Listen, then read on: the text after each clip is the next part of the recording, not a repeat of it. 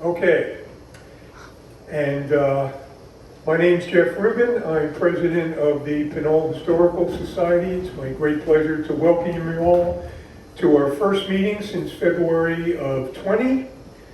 And without further ado, it's my great pleasure to introduce John Robinson, who will be presenting for the fourth time to the Pinole Historical Society. John, come on up.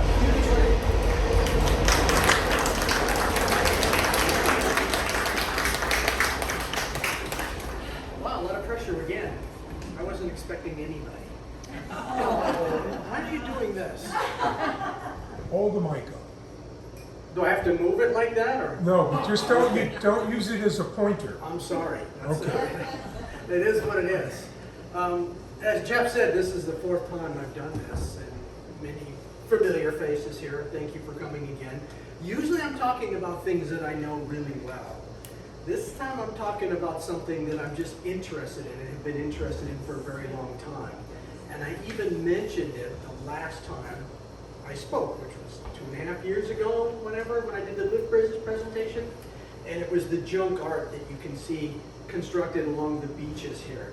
And I started thinking about Emeryville, and I know everybody in this room is old enough to remember going to San Francisco in the 70s and the 80s, and even as early as the 1960s, and seeing this stuff on the shoreline of Emeryville. How many of you remember that? Because some people didn't raise their hand, but that's okay. You probably remember this guy, the Red Baron, and what's his counterpart that I couldn't find out? Snoopy. There used to be a Snoopy out there too, and along the shoreline you can see the Golden Gate Bridge in the background. And so when I started doing research on this, I wasn't really sure what I was trying to do, which is where all my ideas come from. I just get interested in something and I just start looking into it, talking to people, and find out most people have no interest in what I'm interested in.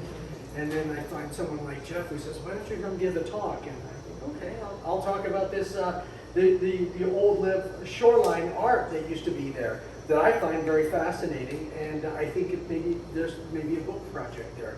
I've done a few books. I've done the one on Crockett and the one on Port Costa, and mostly I'm known for doing stuff about the local bridges. And but this is something that I really like too, because it's local, and you're thinking to yourself, what's the possible connection with Pinole? Can you imagine one? Come on. The artists. Yeah, well, the artists for sure, but there's this kind of stuff along the shoreline right here next to us. But it's not quite as intricate as this. And the interesting part about it is it's so ephemeral. Then you're here today, gone tomorrow, depending on the tides and the storms and whoever's out there working on it. And so, Jeff, let's go to the first one. I've really only been able to find 2 publications on this stuff. One is called Mudflat Art by William Jackson. It was a very small little pamphlet that he made. He was a photographer, and he went out there to the shoreline and made some photographs. And then his family, after he passed away, they made this little brochure. And apparently he did at least one gallery showing of these things. But I can't find any evidence, and I can't locate this person because William Jackson's a pretty common name. He's from Oakland, but I've made phone calls all over the place and can't really locate his family or find out what happened to his photographs. And one of the things I think I should be clear about when we start, I always try to acknowledge publications where I get information from, just because some of these publications are so ephemeral that no one's ever seen or heard of them, and I feel like I can help a little bit by bringing them to a larger audience, hopefully. This one I bought on eBay. Never seen it before, never seen it since. It's literally just a 10-page pamphlet, and so very ephemeral stuff. This one's an actual book by Douglas Keister. You can't really see the photograph here. It's a little bit dark. One of the things I appreciate the book. You can't see it at all. One of the things I don't particularly like about this book is it's very artistic. He brought out lights to light up the things, and he illuminated them at light. So there's colored lights on them, and it gives just a a false perspective of what they really were. I mean, I appreciate what he did, but it's a little bit too artistic. It's not documentary enough. And so, but it's the only two publications I can find about the Emeryville Mudflats art in the 60s and the 70s. Does anybody remember when that stuff went away?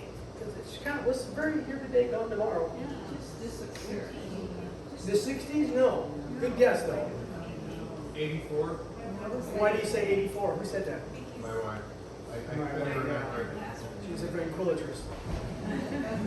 I remember it in the early 80s, I believe. Yeah. The other thing I want to say, and I should have thought about this a little bit more, is I like to turn these things into just conversations, not just me yakking at you. So if you have a question or a comment or you know something, please let me know, because for me, this is as much as trying to find things out as it is to show you what I think I know. Good. Why, I think I heard, this is why it went away and they weren't allowed to do it anymore because it was stopping people, slowing the traffic down. Why, I don't really know. No, the traffic was already slow going in the morning. So I worked in San Francisco. All day, it was slowed down, like movie groups. Yeah, no, that's not it. That's a good guess. Does anybody know where it went? Why? Yeah, why? The environmentalist concerns people out there. Now it's a more protected wetland or something. There's as much debris out there as there ever was because the debris came in with every high tide. The only difference is, are people going out there and making interesting sculptures out of it, or is it just laying there? Now it's just laying there under the auspices of protecting something or other. So I mean, I don't know why that would stop anybody from going out there and building it again if they wanted to. I don't know. It's very strange that that would happen, but that was the excuse. It's a protected wetland. You'll see in a minute. Well, they don't allow it anymore, but they don't allow. You're not allowed to have a homeless camp either. But who follows that law? Anyways, next, please. Here's a guy that I discovered, and his name was Wayne Saxon, and he in the early 60s he went out there and started building things, and I think people can't see the screen. Jeff, gosh, you're such a terrible director. Just stick to your role, producer. I'll stand over here. How's this? And so he was featured in a little newspaper article. And so I thought, well, I'll mention his name. You never know, he might be here. Maybe it's you. And then I found this too, very strange. Some kid in the 8th grade wrote a report for a history class in 1979, and it was about the Emeryville Mudflats. And so he had the kid's name is Paul Najari, Nagari. It's on Flickr. If you know what Flickr is, it's a photo site where people can post photographs. And he put photographs that he took of the art, and I didn't include it all, but I just wanted to show you what sort of ephemeral stuff is out there regarding the mudflats. I've known about this for maybe 10 years. Every 6 months or so, I send him an email through the Flickr saying, I'm interested in this, contact me, here's my number. I never heard back from him. I don't know if he just started a Flickr account and forget it. You know, people do that. They start accounts and social media things and they just never visit it again. I went so far as to contact Flickr and said, I'd really like to get a hold of this guy. Can you pass a message on to him? And they said, no, we protect our people's privacy. Really what it was, they couldn't be bothered, I think. But maybe one day I'll find him. And I tried to find him too. I called information, and I've done this before where I look for people that I'm interested in interviewing, and sometimes it takes me a long time to find them. And usually I do, but for this project, I haven't been able to find anybody anywhere in the Bay Area whose name I can find that's connected to these things. They are really in deep hiding. But I thought it was funny, somebody did a report in the 8th grade about these little artworks. Excuse me. Jeff, next please. This was in one of the magazines that used to come in the Sunday Chronicle, where they had the Chronicle and the Examiner together, the big fat Sunday paper that I used to love. And they had one of those little local magazines, and it was the sea serpent in the mud out there. And this is probably, again, from the mid-'70s. The mid-'70s through the mid-'80s is what I remember the most, because it was when I was in teenager. And we'd go down to San Francisco or go down. Do you need to move to a better position to see? I see you. And so I tended to focus on that because it's what I remember and what I knew. And here you can see something too. You can see the amount of debris that's available for the artist, and it comes in with every flood tide, kind of like right out here. You know, you can walk on that little bridge and look over the side. You see all the detritus and debris that comes in from the bay. It's mostly wood and 55-gallon drums and old tires. Where did all the old tires come from? You look out here at low tide, and it's just littered with tires. Yeah, they dump them out there. Yeah, they come from tugboats and barges. You know, they use the tires as the bumpers on the sides of barges and tugboats. That's the only place they could come from.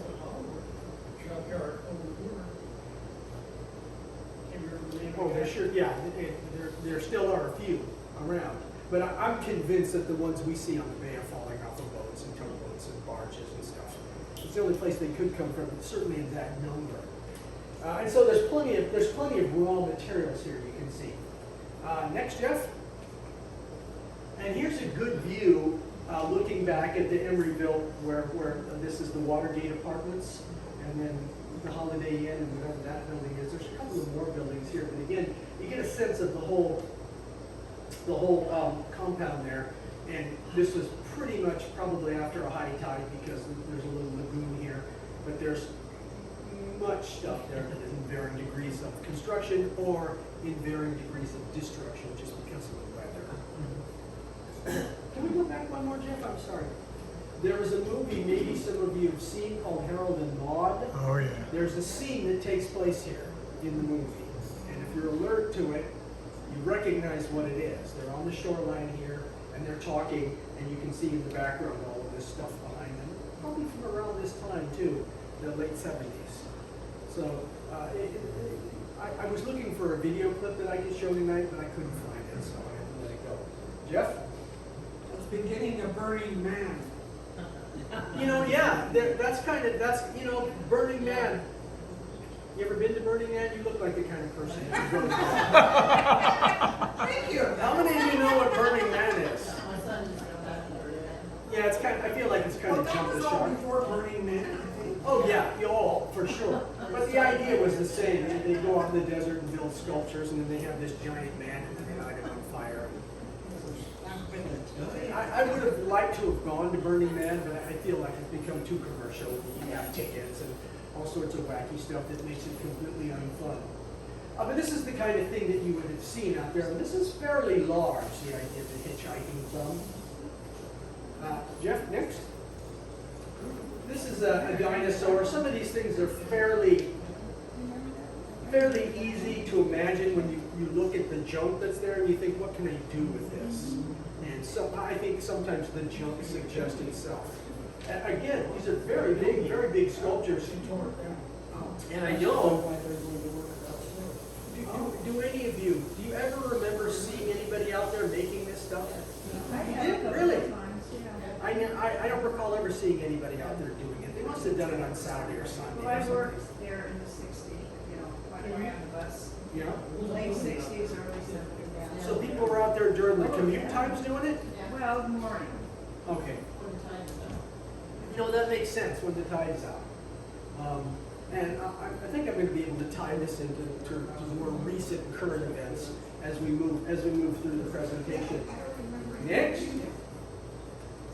This is an obvious one. This is 1976, the bicentennial year.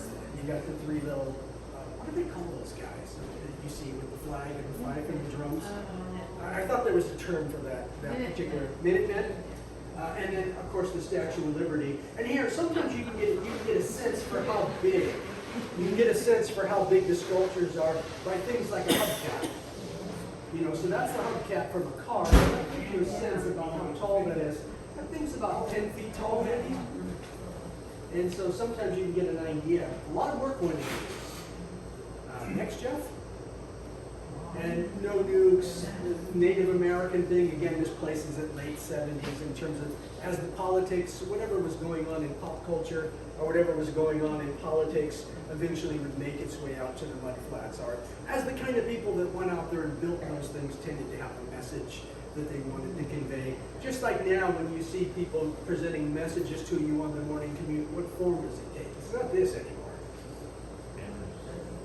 Yeah, just banners on the freeway overpasses, or people up there banging drums and yelling at you to support this, that, or the other cause. And this was really nice. This was really cool, and I like it. It's semi-permanent. It would last a few weeks, depending on the weather, and then eventually it would just deteriorate, or someone would cannibalize it and make something else out of it. Jeff, please. This is a train that was there. Some of these views I like because you can see the other side of the freeway. And what's there now? IKEA. There's that, I think it's called Bay Street. Bay Street Mall. There's a big Barnes and Noble there, the IKEA. What was there back then? Paint company. You know, there was a paint company, Sherwin-Williams Covers the Earth. They had that great neon sign outside.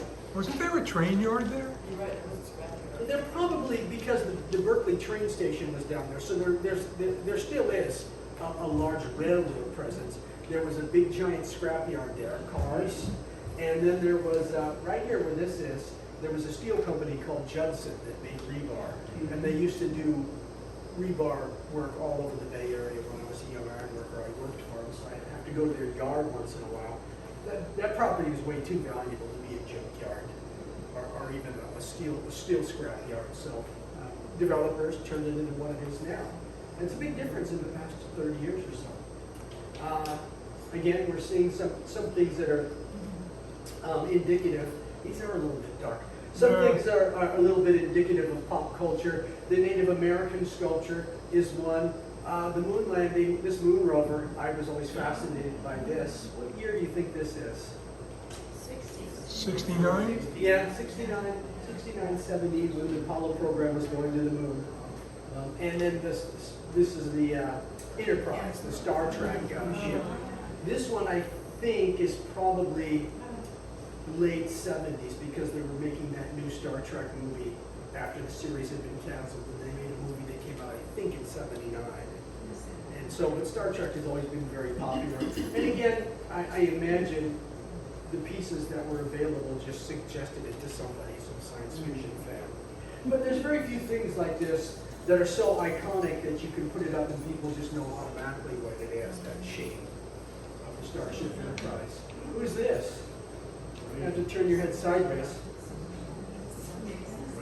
Yeah, this is Ronald Reagan. I don't know if they're taking it down or putting it up. I imagine they're putting it up. But the idea is, it gets back to the idea when Reagan was president, he had the Star Wars thing going on, and lots of nuclear hysteria going on, and so Ronald Reagan featured prominently. Surprisingly, other than causes, there's not very many that I can come across, very many direct political references.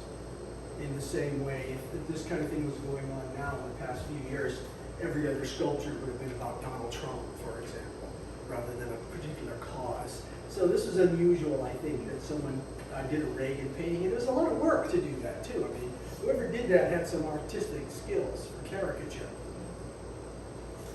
Now, this is another really good one. You can see it's got hubcaps for eyes. Who remembers the Pyramid and the Sphinx? I do. Yeah, what year do you think that was? I remember this. It was there a long time. Yeah, it was there a long time. 78, why do you say that? When they had the King Tut exhibit. Yep, they had a King Tut, the treasures of King Tut's tombs going around the world. 77 Late 70s, because it was in San Francisco for a while. And so this was somebody's idea of promoting it, probably unofficial, but a lot of work went into this. Like I said, the eyes of the Sphinx are hubcaps, and so that's big. But this was not a small project for someone to undertake. And how about the whale here? Remember this guy? I mean, you could have a Save the Whales thing at any time, but Save the Whales were a big deal in the late 70s and early 80s. Yeah, Humphrey. Who remembers Humphrey? Yeah, the humpback whale that wandered into the bay, probably in the 84, maybe. Didn't he wander into the delta? Oh, yeah, he went way up by Rio Vista before they shoot him away. Yeah. So that was a very interesting story for a long time, and so somebody went out there and did their little memorial to Humphrey. I think he made it out. I don't think he died. No, he made it out. Yeah. Good for him. Next. This gives you an idea about how popular or how well known they were. Somebody took a picture of this drummer and then they used it as a album cover. If I could find a copy of the album, I'd buy it just on principle. But does anybody remember the band that was out there and why? There was a band out there for a while. Similar to the Treasures of King Tut's tomb. The Rolling Stones came on tour in 80 or 81, I think. And somebody went out there and made a band. And it was clearly Mick Jagger and Keith Richards. And, the Keith Richards ones looked a bit like a zombie even back then. Now, the idea of putting together a drummer, anybody could have thought of that. And maybe the drum set was already there, but when the Rolling Stones came through town, suddenly a band appeared. The four of them. It was clearly the Rolling Stones. And so that was an idea of something happening in pop culture, and somebody felt the need to go out there and make something out of it. But again, it's a fairly big piece of work. These sculptures were big because to see them, to be on the freeway would be like from here looking at that plant down there. That's 200 yards, maybe 100 yards. To see something, it has to be fairly big before it'll jump out at you at that distance. Next. Oh, here we go. Here's the troublemakers going out there. They went out there, but look at this mess that they cleaned up. Right? The idea, first of all, you have to get rid of the raw materials if you want to discourage people from doing this kind of stuff. You need to get rid of the raw materials, and so they did that.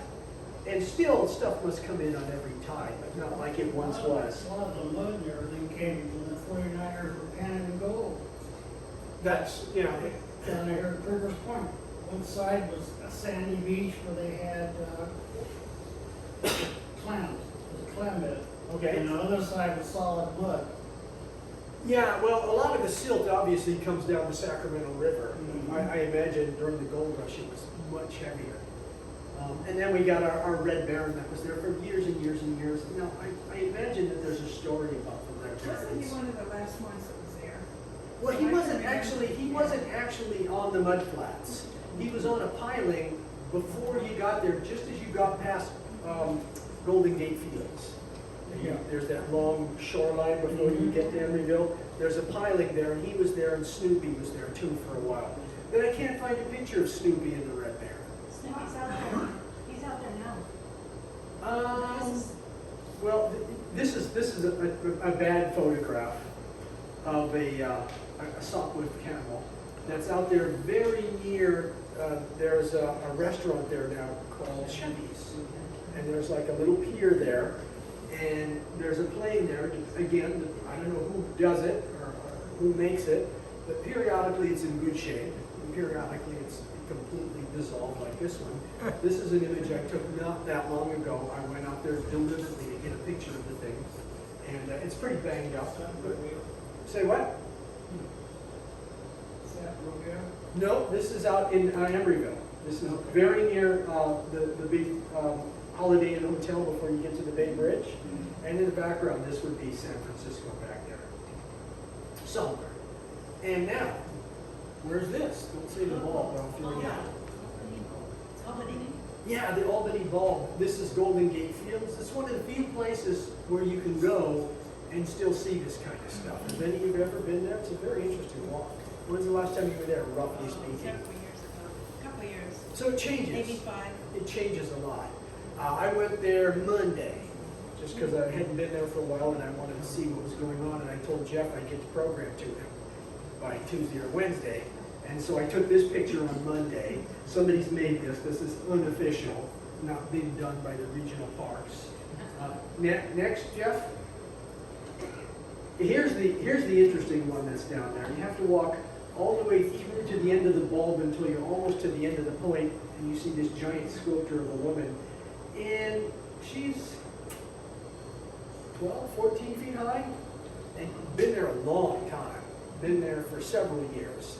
First time I went out there, she was there, and this picture is from, well, they're both from this most recent trip on Monday. But somebody's taking care of her. Somebody goes out there and repairs her and stuff, because there's no way she can last that long in the weather conditions out there.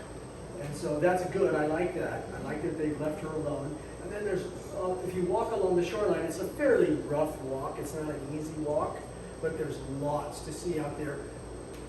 A couple of things going on out there that strike my interest. Maybe 10 or 12 years ago, there was a giant homeless camp out there. Did anyone remember that? Yeah, it was quite interesting what went on out there. And then when the state came in to move everybody out of there, there was a lot of junk that was left behind, just garbage. Does anybody know why the Albany bulb exists?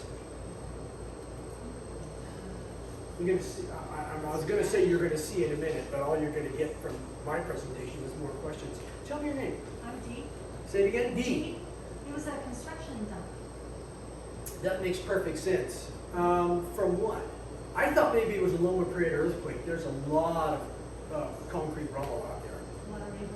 A lot of rebar, a whole lot of it. So I thought maybe, all that junk from the Loma Prieta earthquake, where they doing it? I thought maybe there, but I don't think so. I think that's older. But I'm not sure where it comes from. But it's many, many, many, many thousands and thousands and thousands of tons of concrete and rebar. It's quite interesting. And then the detritus left over from the homeless camp. Next, Jeff? Go back one. This? No, it's just something made out of plywood and 2x4s that somebody painted. I mean, it looks like it's a house. And actually, if you went up to it, it looks like a prop for a play or something. The kids might have in a middle school play or something. It's been painted ridiculous colors. And again, I went out there Monday, and before COVID, I went out there a few times. I've never seen anybody out there doing anything, making it, painting it, anything. I see people walking, I see people taking pictures like me, but I don't see anybody building any of this stuff or maintaining it. It's like they're elves or something that come in the middle of the night and next. So here you get a sense of how tall she is. So this is several years ago. And there's another one there. Here, this is not a very good shot, not a very good rendition of it. But this guy's 10 feet high too. And he's been there a long time too. And so somebody's taking care of it. Somebody goes out there and does the repairs. I'd like to know who they are so I can chat with them. Next. This guy here is also very big. Gives me, does this suggest any character from literature to you? It does me, I don't know why. Just shout it out. Don Quixote. Yeah, it's got a Don Quixote vibe to it, but I don't know why. It's just something that sticks out in my mind. Maybe he's so bedraggled and skinny and threadbare, like the character Don Quixote from the novel, which is a great book, by the way. And there's these giant concrete bunkers out there that are, this is maybe 20 feet long and 6 feet high. I couldn't stand up in it because it's thick concrete, but you can go into it, and people have painted it and decorated it. One of the things I like about this sort of thing, I gotta be careful, not counting taggers who just scribble their scrawl on whatever that's not moving. What do you notice about people that paint this stuff? I mean, not the people, but the paintings. What attitude do they have? Why are they doing this? I have a theory about it that no one cares about, but you're going to hear about it anyways, because I got a microphone. Expressing themselves. Anything else? Yes, that's true. It's a form of architectural criticism, because the kind of people that paint stuff, they usually paint stuff that's monumentally ugly. It's almost like an improvement. And if you go, I went to Spain a couple of times in the past 4 or 5 years. Madrid. Everything that's made out of concrete is painted. Not vandalized, painted. Graffiti art, what they call graffiti art, which is art. Nothing that I would do or you would do, but it's art. They don't vandalize. You go see a cathedral, there's nothing there. You go see some ancient ruin. I went to Segovia, Spain, and there's a couple of Roman aqueducts there that are 1,000 years old. They're not painted. Next to it will be some ugly piece of concrete architecture. It's completely covered in graffiti art. It's almost like people are saying, this is ugly, and I'm going to make a statement. I'm going to make it look better. Whether we all agree it looks better or not doesn't matter. It's a form of architectural criticism that I approve of. They're taking something that's just completely ugly and trying to improve it in some way, shape, or form. John, we still on the bowl? Pardon me? Yeah, this is the Albany Ball Still Center. on the bowl. This is right down there near the giant woman. If you get to the end of the giant woman and you just look around, maybe 200 feet or so, all this stuff is there. This is very, very pretty. It's not quite rendered well here, but this is just a piece of K-rail, that concrete barrier that you see on a freeway between the traffic going back and forth. Usually they're about 4 feet high and about 12 feet long because they tend to be standardized, so they're easy for a boom truck to pick up and put down and move along when they need to move them along. And somebody's gone down there and painted it purple and put these eyes on there. This has been there quite a while like this. It's weathered now. This was from Monday. It's weathered away now. The first time I saw it, it was much more vibrant, but nobody's repaired it, nobody's covered over it. And one of the things I've noticed about some of this graffiti art stuff is if you do something and it's nice, people don't paint over it, and they don't vandalize it. They kind of respect that you tried to do something. This is something that I really like personally. I just saw it looking down the hill and thought, oh, that's awesome. And I'm like, dog being distracted by a squirrel or something, only it's graffiti art. Next. This was a good example of people that have piled up just debris and detritus and then they hang the hubcaps on them. And then right in front of it, this was not Monday because we're in the wrong time of the year. This probably would have been in the spring. All these beautiful flowers were growing, the wildflowers. And so I wanted to get a shot of like, nature's extravagance.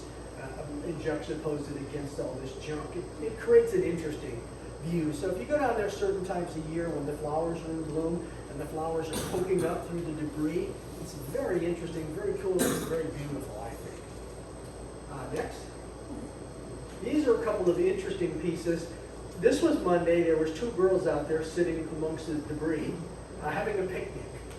And so I said, can I take your picture? They said, sure, why? I said, I'm giving a presentation in Pinole on Friday night. And I gave them the details, but they're not here.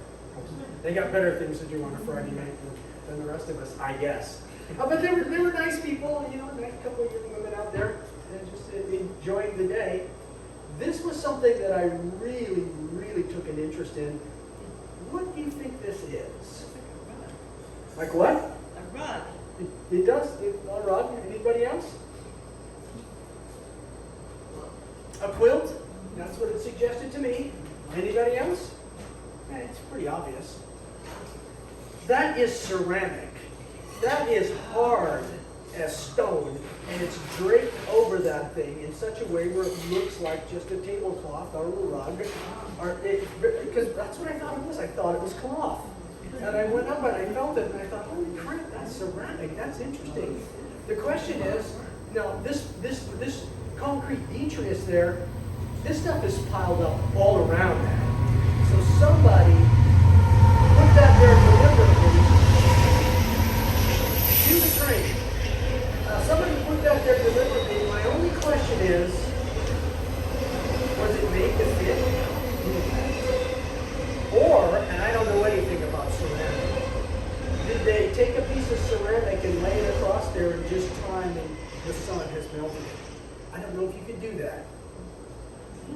It gives me the impression that somebody made that deliberately to fit on that space, and then I'm thinking, how the hell did they do that? So you're saying it wasn't painted on there? No, this is separate. It's a rug that's laying on it? It's not a rug, it's a piece of ceramic. I mean, I'm trying to think. Yeah, a mosaic, like tiles. Now that you put it that way, I still don't think anybody could have built that in place. That would take hundreds of hours to build that in place and make it drape just the way it does, where it looks like it's just hanging there naturally.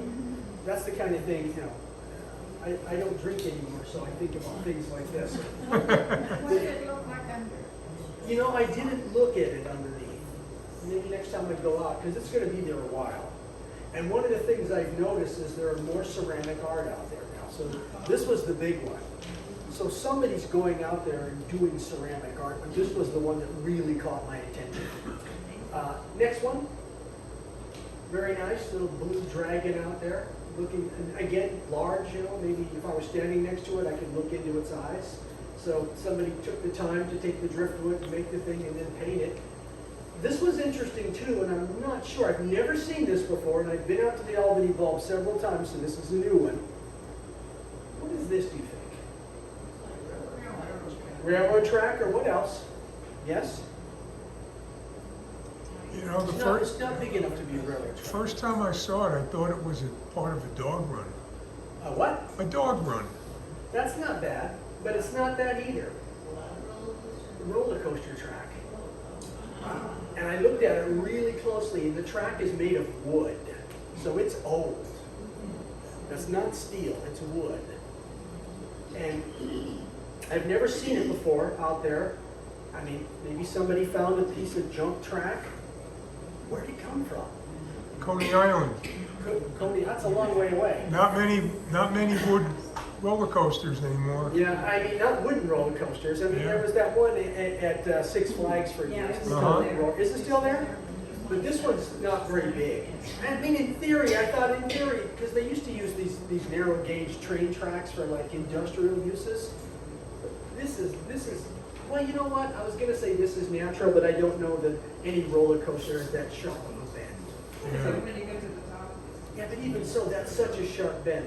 And so then I'm thinking, well, maybe it's not as natural as I think it is. And then somebody has built a ship and put it on top like it's going over the falls, which I thought was a clever little remark on the whole situation. Next. This is another ceramic thing that's out there, and what I found interesting was the name Sun Ra. Do any of you remember Sun Ra? Great avant-garde jazz musician from the 60s and the 70s. Very, Space is the Place, I think. That was the title of one of his albums. I couldn't say I was a fan of Sun Ra, but I was aware of him. It was so bizarre. His music was so spacey. So obviously, someone wanted to give some love to Sun Ra. It's kind of amazing. You can wander around out there, and depending on what the state of the weeds are, you can just stumble on random things, and they catch your eye. And again, this is pretty big. I mean, the Sun Ra portrait's probably life size. If I sat next to it, his head would be the same size as my head. So it's not tiny. I mean, people are doing real work to make these things. And you can see the city in the background there. Next, Jeff. This is something that I really liked, and I'm very upset what the Park Service is doing.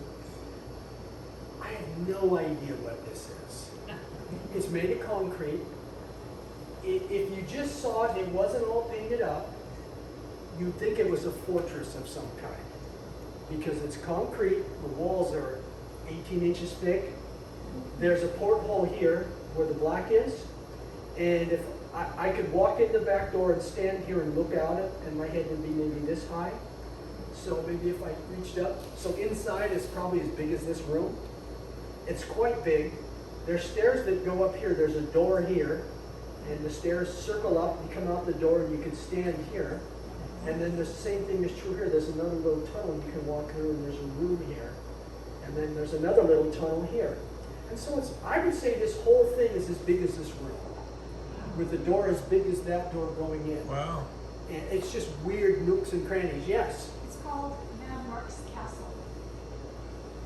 Well, that's almost right, because I call it the postmodern castle. So, It's on the map. is it really? Does it say what it is, though? It doesn't, it just says Van Mark's Castle. Okay, so somebody got their name on the map faster than me. I call it the postmodern castle because of the way it's decorated. And it's very cool. Next picture. This is inside. You can see out the porthole here. The question is, what was it? I don't think it was dumped there. It's too big. It had to have been built there. Can anybody imagine why somebody would build that there, ever? Pardon me? To live in it. Well, it's a lot of work. You could build a shanty easier than that.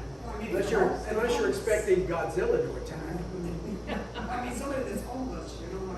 Most people aren't going to build something that big. But the thing about it is, I think maybe it had something to do with the war, because there are like old gun emplacements above Crockett that if you just walk there and saw them, you see these giant concrete structures, and you think to yourself, what can that possibly be?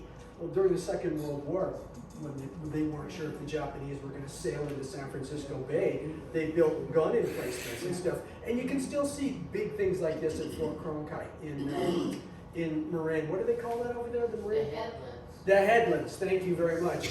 And even above them, before you get into the headlands, where you can overlook the Golden Gate Bridge, you can see giant concrete structures there that are left over in battlements from the Second World War. It wouldn't surprise me if that was the function of the thing originally, but now it's just a complete mystery. And it gets worse, because this is really cool. This is the statues, the woman and the Don Quixote statue and the dragon and the dinosaur are all very interesting. This is the most interesting thing to see out there. And next picture, the Park Service is destroying it. So here it's gone, and you can see all of this rubble here. And some of this rubble is giant, was what's left of that as they're slowly tearing it down. And so they've, I think why they're tearing it down is what somebody said, they don't want homeless people living in it. Because it certainly was roomy enough. I mean, it's kind of cool. So they decided to go out there and tear it down and jackhammer it away. There's no possible way that anybody who goes out there to decorate things could demolish that. It is literally like a bunker. It's made of concrete, rebar, 18 inches thick. It takes people with jackhammers and dynamite to do this. And this is what's left. It's just a field of painted rubble, which has its own sort of twisted beauty. I preferred it. Go back one, Jeff, if you don't mind. Well, that's forward. There we go. I preferred it when it looked like this. So when did they demolish it? Well, since the last time I've been there, I was there about a year ago, and it still looked like this. And so in this past year, they started to demolish it. I'm against it. I think they should leave it alone. They always think they're making it. Somebody improvement. complained about it, and people just don't appreciate it, they don't like it. Yeah. Well, why are they out there then? You would literally have to take yourself out there and walk to the end of the Albany Bulb, walk past a pile of rubble, a pile of junk, and then see this and say this has to go. It's the Park Service. And maybe they think of it, there used to be a legal term for this, attractive nuisance or something. The idea is you have something and it attracts people, and then they get hurt or do stupid things, and then they sue you. Can you tell me what the outer wall is? I've never heard that term before. Next time you're going up the freeway, before you get to Golden Gate Fields, if you can see Golden Gate Fields, you just look right next to Golden Gate Fields, and it's called the Albany Bulb. It's now it's a regional park. Before or after? Before you get there, from here. Yeah, you can. It's just it's a bit like this. It's just an outcropping, or even down there where the old dynamite works used to be. It's just an outcropping off of the shoreline that's just littered with debris. As a matter of fact, it's very much like that. Have any of you walked down there in where the old dynamite plant used to be across the tracks? Yeah. It takes a certain kind of person to do it because it's pretty gnarly there. And sometimes there's homeless people there and whatnot. Next, okay, now this is the last one of the Albany Bulb. There's these giant, and actually I know what this is. It's a giant concrete block. And originally somebody had painted it up to look like a Rubik's Cube, which I thought was hilarious. Because this thing is like 4 feet high, 4 feet across, and 4 feet deep. Maybe some of you that worked in construction might know what that's used for. As a matter of fact, it has two uses. It has a military use and a construction use. Military use was the Navy made these things so they could hold down submarine nets across the Golden Gate. And then when they were retired, companies, the one that I used to work for for a crane company. You still see their cranes driving up and down the road, Biggie, the blue and white cranes. They bought a whole bunch of these, and they would use them at, like the oil refinery, if they were going to like build something heavy, they would put these things down, stack them up, and it was for soil compression tests. And then engineers would measure, if we put so many tons of weight on this bit of soil, how much does it compress over 24, 48 hours? And so they would know how much weight they could put on a given area, like particularly if you're gonna bring a big crane in, and you know that the crane's gonna weigh 50 tons and the load's gonna be 40 tons, can that bit of soil support that much weight? And they would use these for the soil compression tests. I imagine they still use them. They're perfectly serviceable, but that's what that is. I recognize it immediately. How it got there is anybody's guess. Because they're all standard size and standard weight. I think they weigh like 5 tons if I'm remembering How tall is it again? 4 by 4 by 4. 4 by 4. And so there's picking points on top, heavy, that are buried into the concrete so you can grab it with a crane and move it. This, we're finally getting to our neck of the woods. This is the shoreline just down from here. And this is a little wooden bridge that somebody has made, and they stack up the driftwood into various shapes and various sizes. And somebody's doing this. I've actually talked to a couple people that walk down there, and they told me that there's at least one woman and a man who come down there and do this stuff, make the bridge or repair the bridge, keep it in good repair. Have any of you ever walked down there along the shoreline? Yeah, they've made it so easy to walk up this bridge now and walk this way that people don't walk that way very much anymore. But people would take dogs there, and I used to go down there with the dog. And so I recognized immediately what was going on, and I'm thinking to myself, I gotta find a way to tie in Emeryville. Old X is gone, the Albany bulb is current, anybody can go there tomorrow and enjoy the Albany bulb, and something happening here. And since I'd been walking along the shoreline, I knew that things were happening here, similar to what you see at the Albany bulb. Nobody quite as energetic as at the Albany bulb. Why do you think that is? Could be the tides. Supply. Not enough, yeah, supply. Not enough detritus, not enough debris. You know, that you could look at a pile of junk and say, oh, I can make the Sphinx out of that. I mean, it takes a certain bit of imagination to look at a pile of debris and think of something interesting. But people are doing things down there, but there is one very interesting feature that I'm going to end the talk with. Next. Here's another view of that looking back towards Pinole here. And it's well worth the walk. And it's nice down there, and people, like I say, people walk dogs, and it's and this little part here is particularly interesting. Next, Jeff. So I have a question. Good. There's an event happening a week from tomorrow, coastal cleanup. Oh, I just saw that sign. Yeah, so I'm wondering if all of this stuff is going to disappear next Saturday. I invite all of you to go Sunday and put it all back. Seriously. I was thinking that too, because I went here today. I got up this morning and I walked along the shoreline today to see what was there currently so I can give my report. This is from several months ago. This looks pretty much the same today as it did several months ago. Next one, something you maybe will recognize. There's a giant piece of floating dock or something there. It was a bird blind. Why do you say that? That seems, it's so big. Well, I think it was a floating duck blind. That people that used to, hunt in the area. Oh, that makes perfect sense for what it is, but I can't imagine it was built for that, just because it's so big. And it's got these giant bolts that go through it. So imagine you've got timbers that are, say, 12 by 12, and they're stacked, this way, this way, this way, this way. Drill the holes through it, put all these bolts in it to hold it together. I have no idea. But somebody, kind of like taking the submarine nets and using them as just weights for soil compression tests, somebody got a hold of this, and maybe they did use it as a floating blind for duck hunters. I've often wondered where those come from. Somebody makes them, and I don't think you buy them. My husband used to make them every year. Okay, that makes sense. Yeah. And all those guys in Proctor and Rodale, they made all those duck blinds. Did they make something this big? Yeah. This is huge. Yes. Really? He had too much free time on his hands.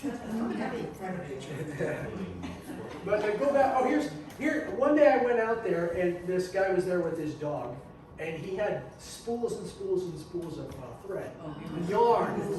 Right, and he was tying it, what do you call that, macrame or string art? Yeah, and I asked him, I said, well, what are you doing? And he just pointed at it. And he goes, ta-da! And so I asked him for his name and I should have sent him an email and invited him here. Are you here by any chance? Oh gosh darn it. It was there for a while. And I said, well, why are you doing it? Because I always think to myself, if I ever see somebody doing this, I'm going to ask them point blank, what is motivating you to do this? And he just said, well, what do you think he said? Museum space is very expensive. Say that again? Gallery, museum space is expensive. It is expensive. Anything else? It's calming. It's calming. When you crochet or Yeah, he said he said he's walked by this for years and he said it just suggested itself to me one day. And then, but then you still have to go get the yarn, think of the color scheme, and then just go do it. And so for months and months and months it was there. And I'd see people looking at it and talking about it. Yeah, I went by today. He just wanted to make it more beautiful. He did. He wanted to. Because the thing is, it's just a piece of ugly industrial detritus that floated in on a flood tide, and it's never going anywhere. It's stuck in the mud now. But the thing itself is slowly going away because people are setting fire to it. And so there's much less of it today than was there maybe a year ago when I met the guy. And so the only thing that's left, and pretty soon I imagine, is just going to be the metal bolts that are sticking up through it all. And then when I went to the furthest point down there, it sticks out where the old dynamite plant used to be. If you walk down there, it's a little bit like the Albany Bulb. There's all sorts of concrete structures, foundations, bricks, just junk. They tore it all down at some point, and I guess at some point they cleaned it away, but why is there so much debris there? Does anybody know why? Berkeley's powder. Yeah, but why is there so much debris there? If they tore it down, the structures that was there, they carted 80% of it away. Why would you cart 80% of it away and not 99 or 100? Back in the new days, they didn't haul everything away. Well, no, they didn't. That's true, but why not? They ran out of money. Yeah, I think they ran out of money. I think they had a budget for it. There was a sunken boat in Crockett, an old tugboat, right where not the dead fish, but the Nantucket used to be. And somebody somewhere got money from the state to get that thing removed, and so one of the big local barge companies came out there and they spent a week trying to extricate that thing from the mud and haul it away. And then after a week they couldn't get anything done and they just sailed away and the tugboat was still there. And I asked one of the guys what happened. He said, well, we had a budget, we spent all the money, and now we're leaving. They didn't accomplish anything, they just spent the money. And I imagine the same thing is true of the junk down there. They probably had a budget, and then when the budget was expired, they just said, okay, just leave the rest of that crap. That'll be for someone else's problem in 20 years. And it's still there. It's an interesting place to go wander around. And one of the things, I took this picture, this is an old rusting shopping cart that's just sort of stuck in the mud. What does this represent, do you think? Homeless people, for sure. A 22nd century dinosaur head. Yes, I like that. I like that a lot. It's raw material for somebody to do something with. It's just part of the junk that just happens to be there right now. And somebody, to go down there and build something, hard to say. I mean, very few people go there. Maybe something fun can happen down there. And then I think the next one coming up should be the final. Nope. This is still there. This is near the wooden bridge. People stack things up and pile bricks and do all sorts of things. It almost looks like a dream catcher or something. I think just whoever's there, whatever the junk that's laying around, whatever it suggests to them, that's what they follow through on. But you know what I like about this?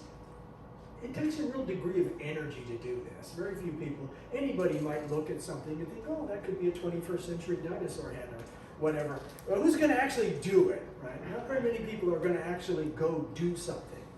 One of the things I noticed, and I should have put it in the presentation, at the Albany Bowl, I ran across a cache of paint.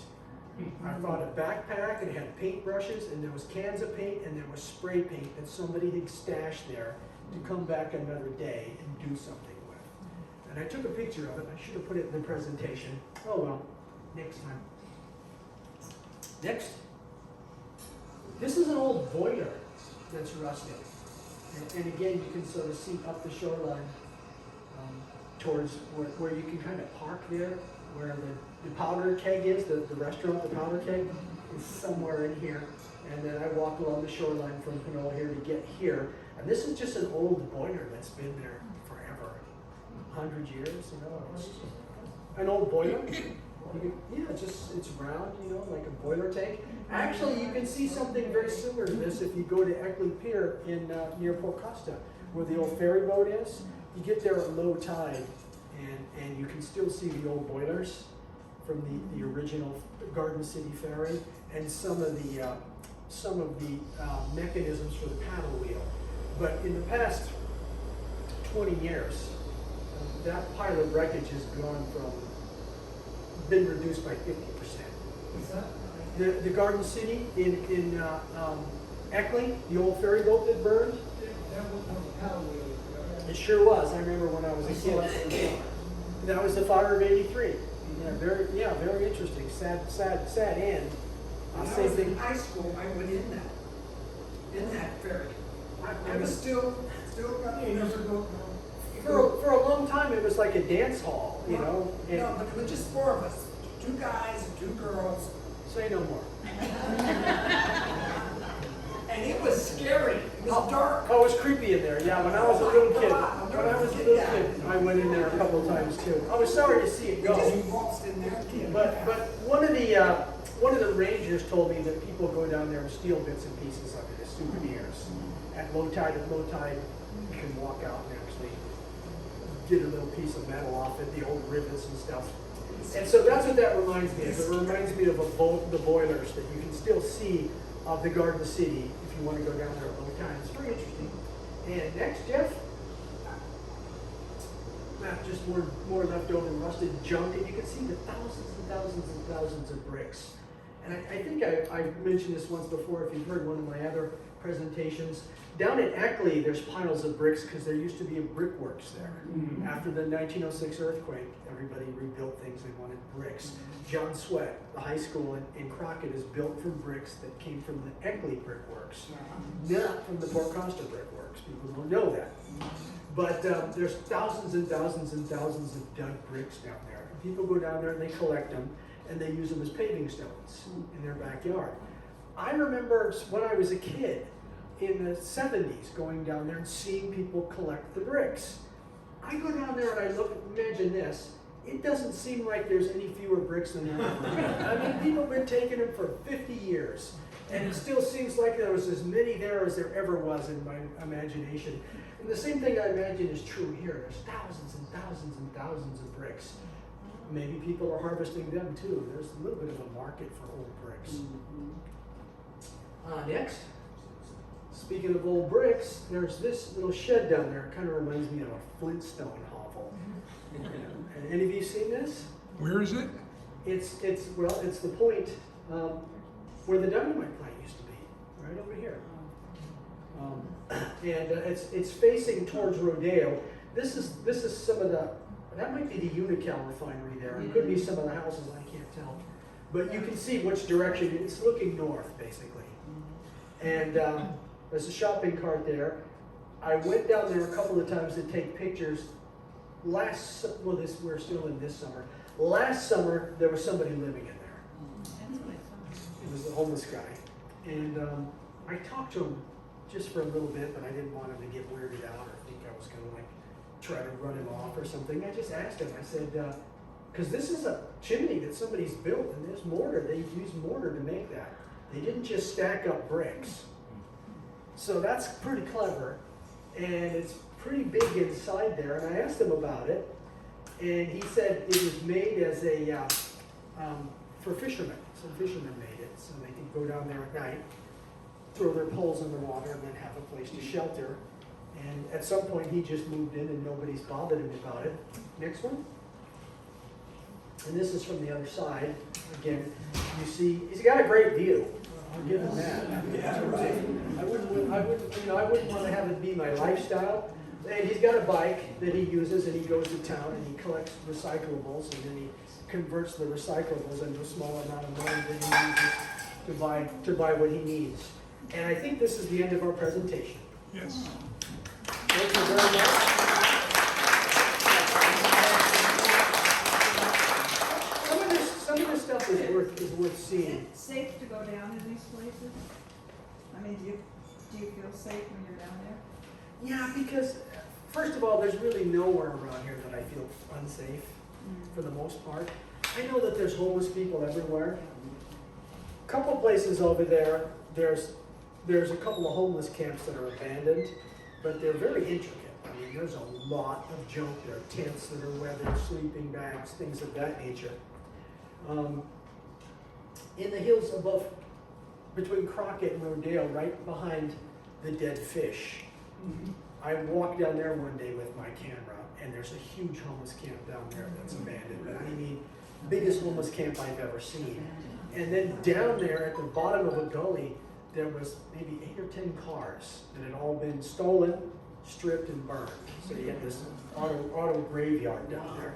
So it was very, very interesting. But it wasn't, generally speaking, not in the theme of what I wanted to talk about tonight, because it was just random homeless camp stuff.